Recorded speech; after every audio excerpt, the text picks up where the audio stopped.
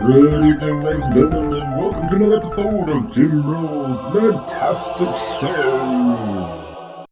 So, in sports, which I love, in an interview with Comcast Sportsnet, which I've never heard of before, Ray Allen from the Boston Celtics attributes his improved three-point shooting the last few years to steroids. I'm just kidding. He says it's because he has switched to bigger shoes. He was in size 13 or 14 or whatever, and now he's size 15. Apparently that allows him to shoot better. This is in reference to my previous video blog, which I talked about Nike's N7 shoes. Shoes for Native Americans, in that they are extra wide for extra wide Native American feet. They figured that out on their own. Nike's kind of smart like that. So not only are these new Nike shoes stylish, they fit better, but they also enable Native Americans to shoot three-pointers at a higher percentage as a people.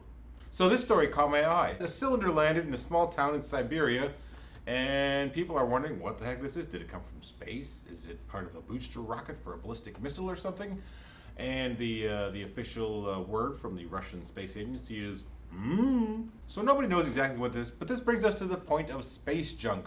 NASA's Committee on Space Junk has determined that there's 22,000 pieces of space junk larger than a softball. There's also another 500,000 pieces there that are larger than a marble. Anyway, I think if we designed a triangular spaceship to blast the space junk using little laser blasts, I think we could have a lot of fun. It'd be like playing real-life asteroids if we could control it from Earth, and therefore cleaning up space junk would be a lot more fun.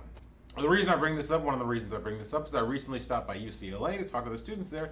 I met a student there, a grad student, who's interested in becoming an astronaut, Native American, which we've actually had one before, and so she may be the second one. That's kind of exciting.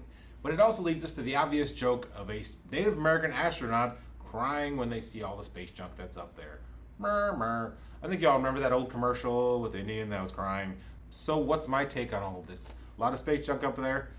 That's really scary if you're an astronaut, which I have no plans to be. I cannot handle weightlessness, which leads us to our next story. Ashton Kutcher is going to pay $200,000 to go in space. That's the big news today. He's in line. Apparently, there's a bunch of people waiting in line. The reason they're in line is because this technology has not even been perfected yet. It's put out there by Galactic Virgin. That sounds like a young nerd sci-fi handle. I traveled the galaxy and I'm still a virgin. Anyway, they're offering space flights for $200,000. It's a 2.5-hour flight. And you get 5 minutes of weightlessness in that. 5 minutes to make weightless love with your partner. Oh, I was almost there, then you vomited on me.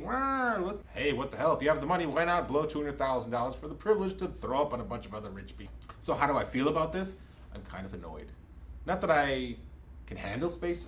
I can't even handle weightlessness. So what the hell? I can't even handle roller coaster drops. But the idea that Ashton Kutcher, a non-nerd, gets the opportunity to go in space, well, yeah, he should pay $200,000 because us nerds who've been going in space, i.e. astronauts, actually had to get PhDs in this to be able to pull this off. So there, I'm glad you had to pay. And in fact, you should also have to sponsor a nerd that actually is going to accomplish science when they get in space.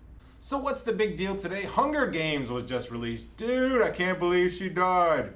I did not expect that at all. Or did she really? Relax. I haven't even read the book, much less seen the movie. Still, it's a shame to go out like that. Tragic, Oscar-worthy, James-worthy. I just hope it's good watching.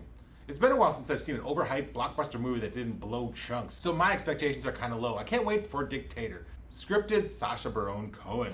I love Borat, but I can't handle that obnoxious interaction with real people. That kind of stresses me out. Next topic, free will, or do we even have free will? There's a recent article in the Higher Chronicles of Education where there was a debate between 4 neurological scientists and 2 philosophers whether or not humans actually have free will.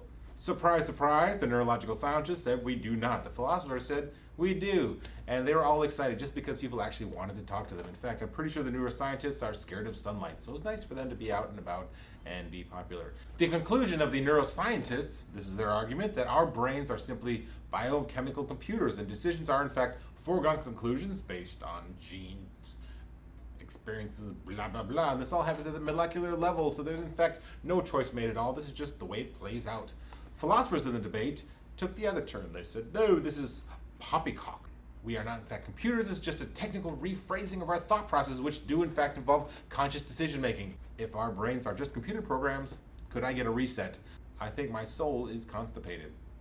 I think there is free will, but that's because I can't stand fatalism, and it gets in the way of my procrastination. There was one test where people were choosing to pick between two buttons, and their brain patterns showed which button they would press 10 seconds before they consciously made the decision.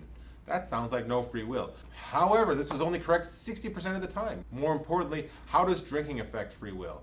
I did what last night? It's not my fault. After 3 shots, I lose free will. It shuts down. What are you going to do? I think answers do pop in our subconscious, and then it reaches our conscious level, and at that point, we actually do have an opportunity to accept or reject that answer. I pulled that out of my butt. Okay, the trailer for Game of Thrones Season 2 is officially causing me to lose sleep. Just get here already, April 1st. Ha, here's the joke. I don't have HBO.